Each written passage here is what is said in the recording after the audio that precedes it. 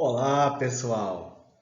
Sejam bem-vindos ao canal do time da Educação Democrática. Isso mesmo, aqui você tem acesso a várias aulas e outros conteúdos compartilhados especialmente para você. Muito prazer, eu sou o professor Mário Lima e faço parte desse time de professores que tiveram as suas vidas transformadas pela educação.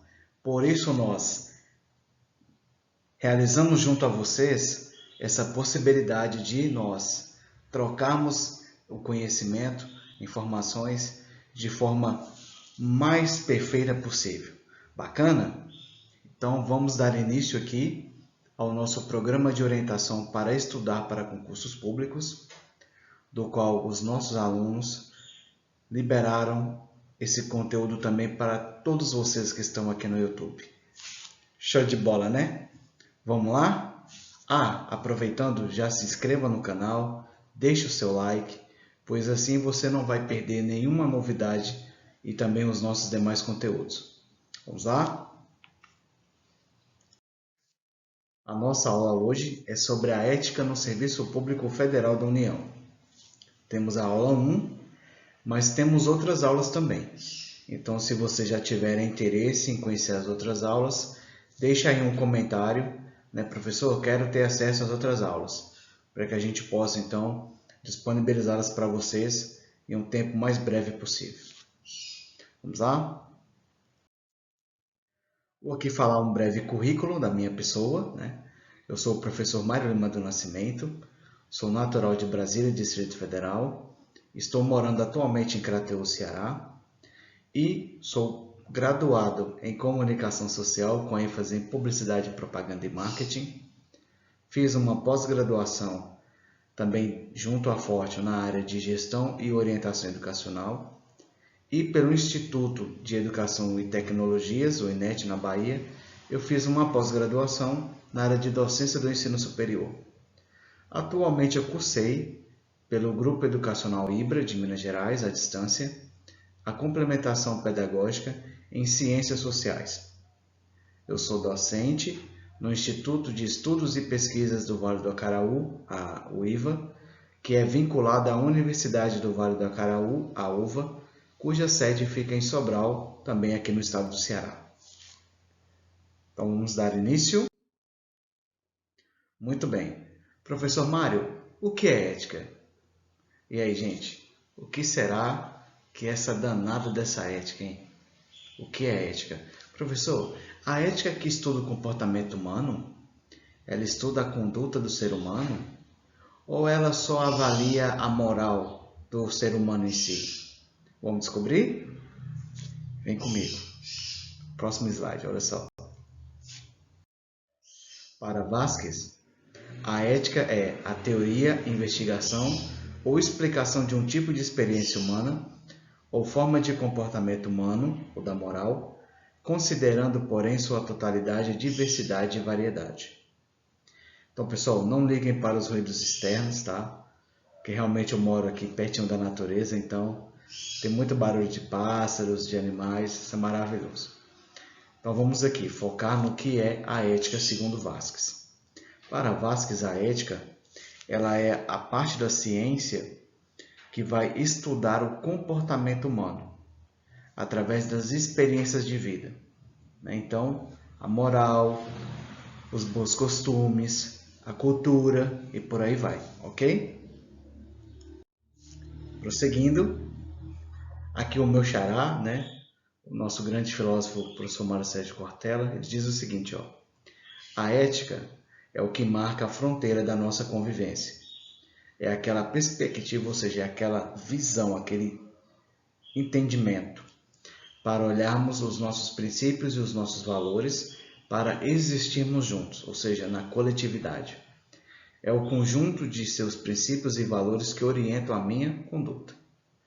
Então, a nossa ética, segundo o xará Mário Sérgio Cortella, é o quê? É a avaliação do que a sociedade nos pede em questão de comportamento, conduta, princípios e valores. E aí, então, nós construímos a ética a partir desse posicionamento.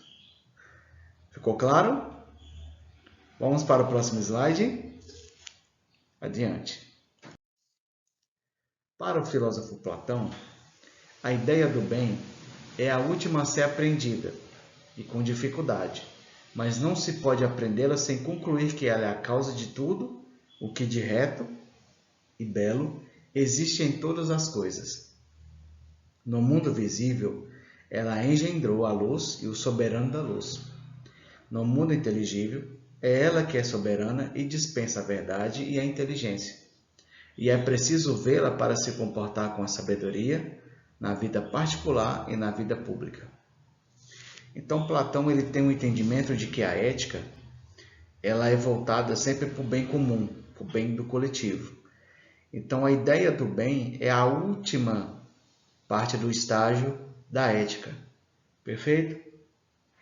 Então, voltando aqui ao raciocínio, quando nós entendemos que a vida em sociedade é nós buscarmos o bem comum, ou seja, o bem de todas as pessoas, é que nós encontramos, então, o bem propriamente dito. Isso na visão do filósofo Platão. Perfeito? Vamos a outros conceitos sobre ética? Continue comigo aí na tela. O filósofo Aristóteles, em sua reflexão, aponta a ética através da diferenciação entre o saber prático e o teórico. Então, a ética deriva do saber prático, pois quando somos guiados pela razão, nos tornamos virtuosos no dia a dia por meio de nossas ações.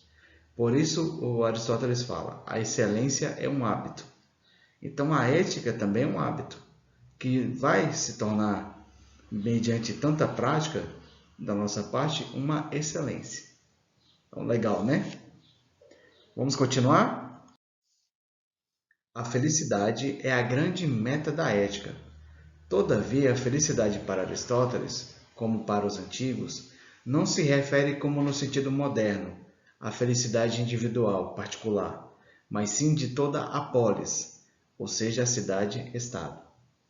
Então aí, de fundo, vocês têm uma imagem da cidade de Atenas, na Grécia, para justamente colaborar nessa compreensão sobre essa meta da ética que é a felicidade. Pessoal, até aqui tudo bem? Podemos prosseguir? Perfeito. Professor Mário, quais são os tipos de agente público? São 100? São mais de 100? São menos de 10? É quase 10? São quantos? Vamos descobrir agora. Confira comigo. São 3 tipos ao todo. Então vejamos abaixo a classificação de cada um. Por força de lei, o também chamado termo de posse. É toda aquela pessoa que prestou concurso público para cargos efetivos, logo, serão os colaboradores que terão a estabilidade funcional após o cumprimento do estágio probatório, etc. Então vamos lá. Você prestou concurso público, foi aprovado ou aprovada, teve o seu nome homologado no Diário Oficial, seja lá do Ministério, de uma agência, Secretaria do Governo, e cumprido o seu estágio probatório, se foi de 2 anos, 2 anos e meio até 3 anos, cumpriu de forma regular, você então se torna um servidor ou uma servidora pública efetiva. Perfeito? Então você vai ter o cargo aí por um bom período da sua atividade funcional. Temos depois por contrato. É toda aquela pessoa que foi selecionada, seja em concurso público temporário ou por indicação política, técnica e etc., tornando-se empregado ou empregada público, regido pela Consolidação das Leis Trabalhistas, a CLT. Então, lá na sua carteira de trabalho vai constar, foi servidor ou servidora pública por X tempo, junto ao órgão X e YZ e etc. Tá bom? Por ato jurídico, é toda pessoa nomeada para exercer a função pública, seja como estagiário ou prestação de serviço temporário ou excepcional. Então vamos lá. Professor Mário, como é que é essa questão da prestação de serviço de forma temporária ou excepcional? Digamos que, de repente, o Ministério da Educação, o MEC, ele decide fazer uma grande ação de alfabetização no país inteiro. Então, de repente, você aí está formado em pedagogia, mas nunca trabalhou no serviço público. Então, o MEC lança um concurso temporário em que você será o possível pedagogo ou pedagoga que irá trabalhar a alfabetização de crianças e adolescentes. E aí você tem um período curto para desenvolver esse trabalho, que ele pode ser de 6 meses, pode ser de 1 ano, prorrogável por igual período ou não prorrogável também. Perfeito? Ficou claro? Vamos para o próximo slide? Ok. Então agora nós vamos falar sobre o decreto 1171 de 94. Professor Mário, que decreto é esse? Vamos descobrir agora. O decreto número 1171 de 94 é o Código de Ética Profissional do Servidor Público Civil do Poder Executivo Federal da União. O Poder Legislativo, que é o Congresso Nacional, a Câmara dos Deputados Federais e o Senado Federal, criaram o mesmo para que todo o serviço público do Poder Executivo Federal existente em nosso país tenha um regramento específico. Então, lembrando, é o Código de Ética Profissional do Servidor Público Civil. Mas, professor Mário, esse código também é para os militares federais?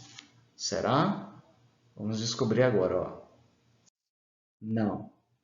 Para cada atividade militar, há um código de ética profissional correspondente. Ok? Então, professor, onde se aplica o decreto 1171 de 94? Ok. Ele se aplica em todo o território nacional, entregando a administração pública direta, os principais órgãos do Poder Executivo, ministérios, secretarias e por aí vai. E, de forma administração também pública indireta, as agências, autarquias, fundações, empresas públicas, institutos, sociedades de economia mista e etc. Professor Mário, o senhor pode nos dar um exemplo de empresa pública? Sim, a Empresa Brasileira de Comunicação, a EBC, é um exemplo de empresa pública. Já as sociedades de economia mista, nós temos um grande exemplo que é a Petrobras. A Petrobras ela é uma sociedade de economia mista, onde o sócio majoritário é o poder público e as outras partes são as empresas que investem de maneira privada dentro do capital da Petrobras, ok? E aí se tornam, então, sócios minoritários. Perfeito? Vamos adiante. Então, o que o Código e o Decreto tratam? Ele trata sobre as regras deontológicas, ou seja, as regras voltadas à ciência do dever e da obrigação, que são fundamentais para o bom exercício do cargo da função pública. Ok. Professor Mário, o Poder Legislativo e o Judiciário também usam esse decreto? Vamos verificar. Não. Cada órgão desses dois poderes tem o seu Código de Ética Profissional dos Servidores específico. Ok? Então, lembrando, o Código de Ética Profissional é apenas para os servidores federais da União, só para o Poder Executivo. Tá? O Legislativo e o Judiciário, cada um tem os seus códigos correspondentes. Professor, e os estados e municípios podem usá-lo também? Será? Saiba agora, na Lente da Verdade, com Mário Lima. Olha, os estados e municípios podem usá-lo sim, desde que ele sirva como modelo base para a criação do peculiar, ou seja, do código específico para cada um dos locais. Por quê? Porque cada estado e município do nosso país, pessoal, tem suas características particulares, concordam? Então vamos aqui um exemplo. Um procurador federal, ele tem competências a nível Brasil. E o código de ética dessa profissão indica até onde ele pode e não pode ir. Então, o Procurador-Geral da República, ele pode atuar em qualquer estado ou município do Brasil, por quê? porque ele tem competência para isso. E o código de ética também é correspondente a essa função ou cargo. Então, por exemplo, o procurador municipal, que também é conhecido como procurador autárquico, ele tem competência apenas de buscar o que for de direito do município e nada mais. Se caso ele avançar na competência, ele estará o quê? Infringindo a ética pública e a legalidade do seu cargo ou função. Então, por exemplo, o Procurador-Geral do Distrito Federal ele não pode atuar em favor do Estado do Goiás, ele não pode atuar em favor do Estado do Mato Grosso e por aí vai. Perfeito? Perdão, gente. Prosseguindo. Professor Mário, quantos artigos o decreto tem? E aí, gente? Quantos artigos vocês pensam que o decreto tem? Será que é mais de 10? É menos de 10? E aí? Vamos ver? São 3 artigos apenas e o anexo que contém todo o regramento ético dos servidores públicos federais da União. O decreto foi criado e aprovado durante o breve governo Itamar Franco, no ano de 1994. O Itamar era vice-presidente na chapa do então presidente Fernando Collor de Mello, que sofreu o impeachment deixando o cargo de presidente vago. Vou trazer um pouco da história aí para vocês saberem melhor o contexto. Então vamos à leitura dos 3 artigos. Artigo 1º. Fica aprovado o Código de Ética Profissional do Servidor Público Civil do Poder Executivo Federal, que com este baixa. Artigo 2º. Os órgãos e entidades da Administração Pública Federal direta e indireta implementarão, em 60 dias, as providências necessárias à plena vigência do Código de Ética, inclusive mediante a constituição da respectiva Comissão de Ética, integrada por 3 servidores ou empregados titulares de cargo efetivo ou emprego permanente. Parágrafo único. A constituição da Comissão de Ética será comunicada à Secretaria da Administração Federal da Presidência da República, com a indicação dos respectivos membros titulares e suplentes. Artigo 3º. Esse decreto entra em vigor na data de sua publicação. Então, ficou claro aqui, né? E vamos então agora ao conhecimento do anexo do Decreto 1171 de 94, que contém o quê? Todas as regras que fazem parte do Código de Ética do Servidor Público Federal da União. Então, a base do regramento a respeito da ética do Serviço Público Federal está no anexo. Ele se divide em 2 capítulos. No capítulo 1, encontramos as 3 seções principais. São elas: das regras deontológicas, dos principais deveres do servidor público e das vedações ao servidor público. Ok? Vamos adiante.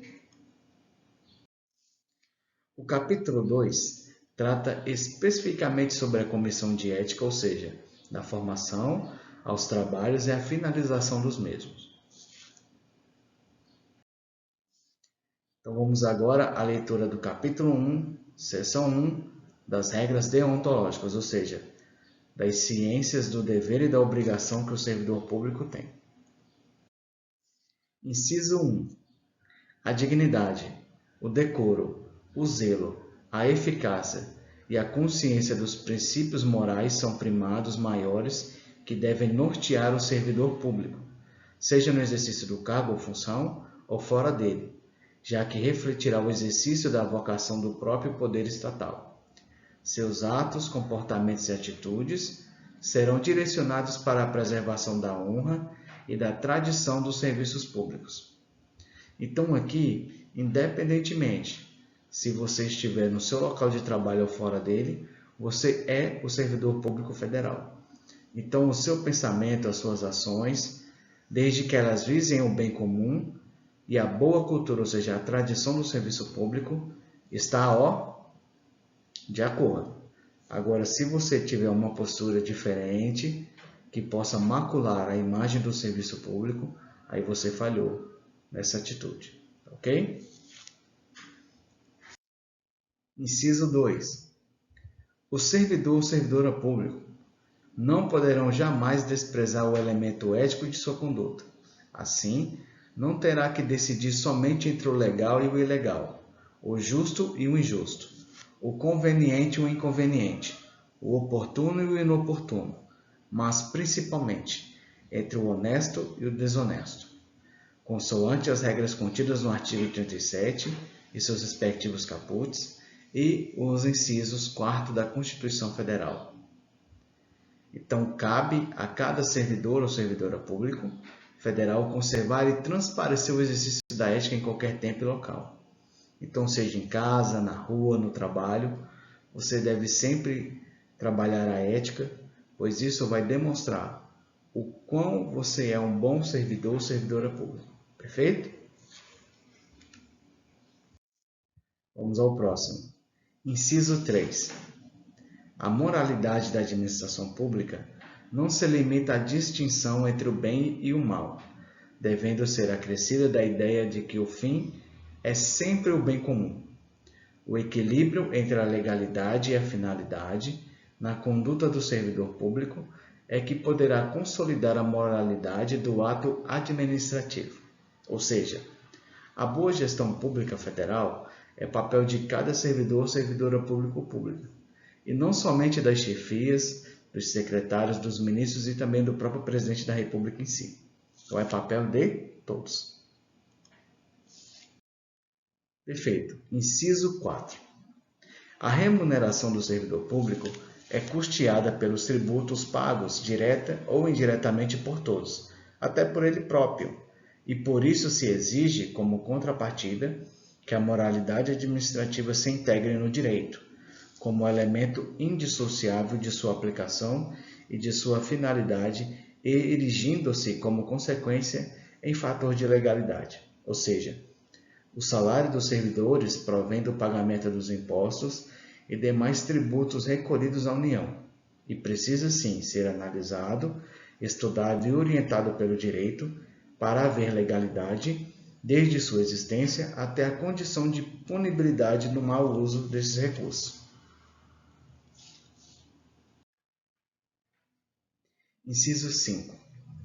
O trabalho desenvolvido pelo servidor perante a comunidade deve ser entendido como acréscimo ao seu próprio bem-estar, já que, como cidadão integrante da sociedade, o êxito desse trabalho pode ser considerado como seu maior patrimônio.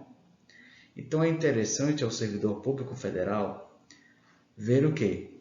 Os servidores praticarem ações sociais, educativas ou culturais, junto às organizações da sociedade civil, as OCs, de forma voluntária e não remuneratória. Ou seja, o poder público federal vai se animar, vai se contentar em ver os servidores atuando, na sociedade de maneira a contribuir com seus conhecimentos junto às ONGs, às OCs e por aí vai. Então, se você entende mais sobre a área de saúde, ajude uma ONG que acolhe idosos, crianças, menores de rua que têm algum problema de saúde. Se você entende mais sobre a educação, então ajude a alfabetizar essas crianças que estão fora da escola ou que têm tido históricos de repetência e por aí vai. De forma sempre o quê? Voluntária e não remuneratória. Você não deve receber nada por isso. Ok? Por quê? Porque o seu salário ele é bem pago e suficiente para você manter-se muito bem e colaborar cada vez mais na nossa sociedade.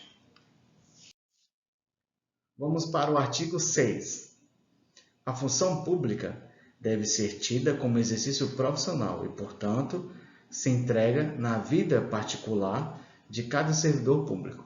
Assim, os fatos e atos verificados na conduta do dia a dia em sua vida privada poderão acrescer ou diminuir o seu bom conceito na vida funcional. Ou seja, os servidores são dentro e fora do seu local de trabalho, portanto, o cargo seguirá com eles por onde eles estiverem. Então, não importa onde você esteja, você é servidor público ou servidora e assim permanecerá. Perfeito? Vamos ao inciso 7? Muito bem. Inciso 7. Salvos os casos de segurança nacional, investigações policiais ou interesse superior do Estado e da administração pública, a serem preservados em processo previamente declarado sigiloso, nos termos da lei, a publicidade de qualquer ato administrativo constitui requisito de eficácia e moralidade, ensejando sua omissão comprometimento ético contra o bem comum imputável a quem a negar. Então aqui, ressalvados os casos de sigilo de informação processual, qualquer servidor público federal que omitir, ou seja, que não passar informações sem sigilo para qualquer cidadão que busca aquela informação, ele estará cometendo o quê? Um crime contra a omissão de dados, inclusive por ação de habeas data. Não se preocupe, porque no próximo inciso eu vou explicar o que é essa questão do habeas data, tá bom? Então vamos lá. Inciso 8. Toda pessoa tem direito à verdade. O servidor não pode omiti-la ou falseá-la, ainda que contrária aos interesses da própria pessoa interessada ou da administração pública. Nenhum Estado pode crescer ou estabilizar-se sobre o poder corruptivo do hábito do erro, da opressão ou da mentira, que sempre aniquilam até mesmo a dignidade humana, quanto mais a de uma nação. Então aqui, qualquer cidadão que busca uma informação de seu interesse, mesmo que o órgão público não tenha o mesmo interesse que ele, deverá sim fornecer os dados solicitados, exceto se houver sigilo do processo. Aí faz o que? Necessário requisitar via amicus curiae, um advogado, que entrará com uma ação de habeas data diretamente ao órgão ou via trânsito em julgado pelo Superior Tribunal de Justiça, o STJ, ou mesmo pelo Supremo Tribunal Federal, o STF.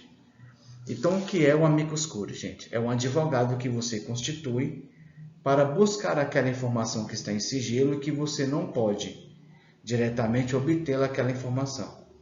Então o advogado ele vai no próprio órgão, faz lá um pedido de habeas data, ou seja, olha, eu preciso dessas informações porque o meu cliente necessita resolver um assunto e essas informações são necessárias. Então abre-se essas datas, ou seja, busca essas informações para ele. Isso é o habeas data. Quando o órgão não aceita esse habeas data diretamente da mão do advogado, então o advogado ele vai no Superior Tribunal de Justiça, o STJ, ou no próprio Supremo, pedir para que um dos ministros avalie o caso e entre com um despacho favorável, dando o quê? Uma ordem direta ao órgão em X dias para que essa informação seja repassada ao seu cliente, que é o cidadão ou a cidadã. Perfeito? Vamos adiante? Inciso 9. A cortesia, a boa vontade, o cuidado e o tempo dedicados ao serviço público caracterizam o esforço pela disciplina. Tratar mal uma pessoa que paga seus tributos direto ou indiretamente significa causar-lhe dano moral. Da mesma forma, causar dano a qualquer bem pertencente ao patrimônio público, deteriorando-o a qualquer bem pertencente ao patrimônio público, constituirá o quê? Por descuido ou má vontade, não constitui apenas uma ofensa ao equipamento e às instalações, ao Estado, mas a todos os homens de boa vontade, que dedicaram sua inteligência, seu tempo, suas esperanças e seus esforços para construí-los. Então, isso é o quê? Dentro do direito administrativo, nós conhecemos isso como dano ao erário público, ou seja, qualquer ação maléfica contra os bens duráveis e não duráveis, praticado especialmente pelos servidores, será visto como atitude de grave ofensa ao serviço público federal, fazendo o quê? A diminuição ou a desconfiança da própria honra e a cultura dos bons valores que há no próprio serviço público. Então, aquele caso lá, que ocorreu no dia 8 de janeiro, é um exemplo claro de que isso foi um grande dano ao erário público e também à cultura do nosso país, porque muitas esculturas, pinturas, outros presentes que nos foram dados por artistas do nosso país e do mundo afora, foram danificados seriamente. Então, se o próprio servidor causou isso, é mais grave ainda a ofensa. Muito mais do que o cidadão que foi ali e fez aquela algazarra toda lá. Tá bom, pessoal? Inciso 10. Deixar o servidor público, qualquer pessoa à espera de solução que compete ao setor em que exerce suas funções, permitindo a formação de longas filas ou qualquer outra espécie de atraso na prestação do serviço, não caracteriza apenas atitude contra a ética ou ato de desumanidade, mas principalmente grave dano moral aos usuários dos serviços públicos. Então, esse inciso é muito interessante, que os bancos públicos, os hospitais públicos e as UPAs estudem ele também. Concordam, pessoal? Melhores exemplos eu desconheço. Se vocês conhecem outro exemplo aí melhor do que esses, comenta aí para mim abaixo no vídeo, tá bom? Vamos adiante? Inciso 11. Se vocês quiserem fazer uma pausa para beber uma água, fique à vontade. Vou pedir aqui uma pausa também, tá, pessoal? Instante.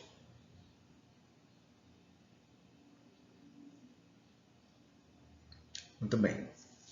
Inciso 11.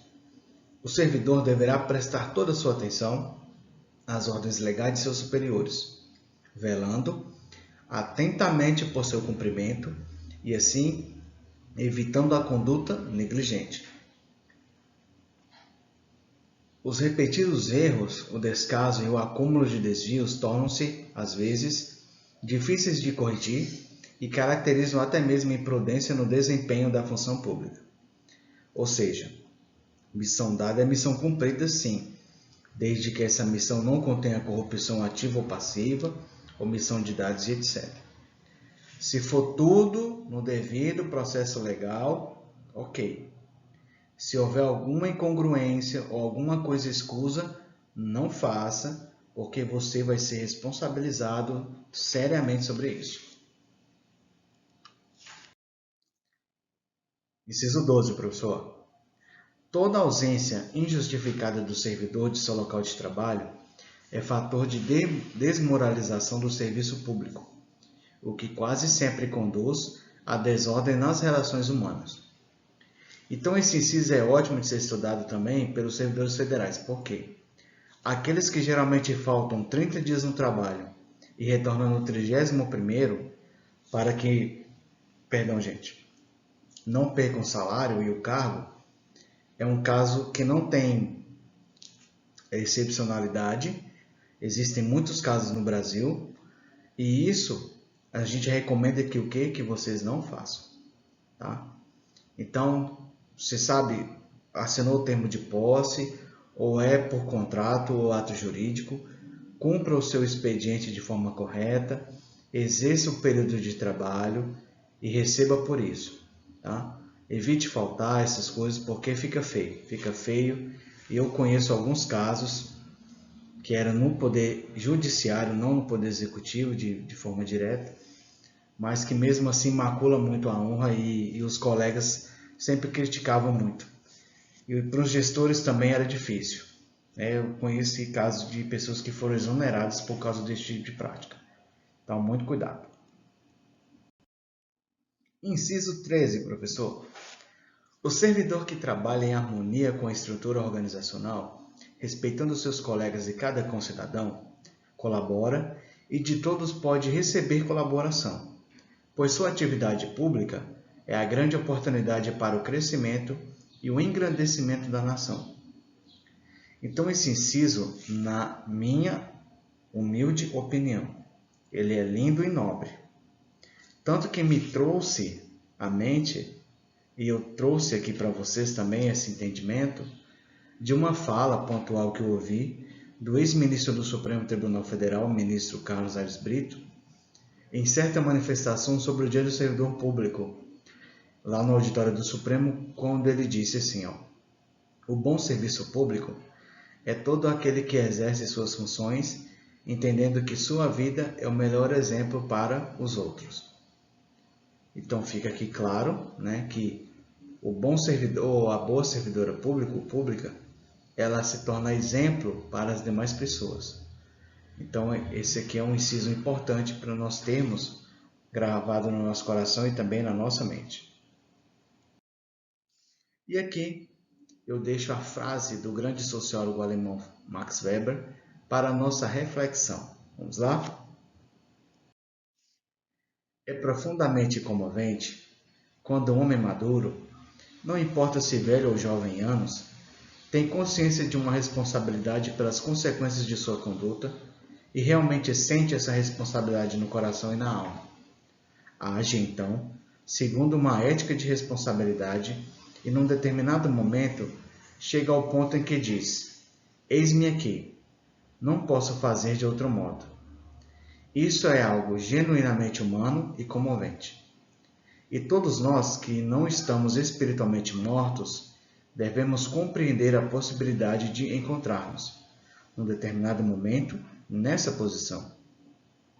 Na medida em que isso é válido, uma ética de fins últimos, convicção, e uma ética de responsabilidade não são contrastes absolutos, mas antes suplementos, que só em uníssono constituem um homem genuíno, o homem que pode ter a vocação para a política. Bacana, né? Muito bem. Então, gente, gratidão por mais uma aula show. Cumprimos aqui com sucesso. Yes! Muito bom, professor. E agora eu te convido a você acessar as minhas redes sociais. Então tem aí o YouTube, o TikTok, o Instagram e também o LinkedIn profissional. Tá bom, gente? Podem me seguir, deixem lá os comentários de vocês, sugestões para novos vídeos, né, o que vocês querem que o professor traga de conhecimento aí para vocês. E para mim será uma honra poder produzir cada vez mais melhores conteúdos. Perfeito? E aqui nós temos as referências bibliográficas, né, quais foram as fontes que nós acessamos para produzir essa aula magnífica. Que coisa, né, professor? E aqui eu me despeço, cumprimentando vocês saudosamente. Um excelente final de semana e até os nossos próximos conteúdos. Tchau!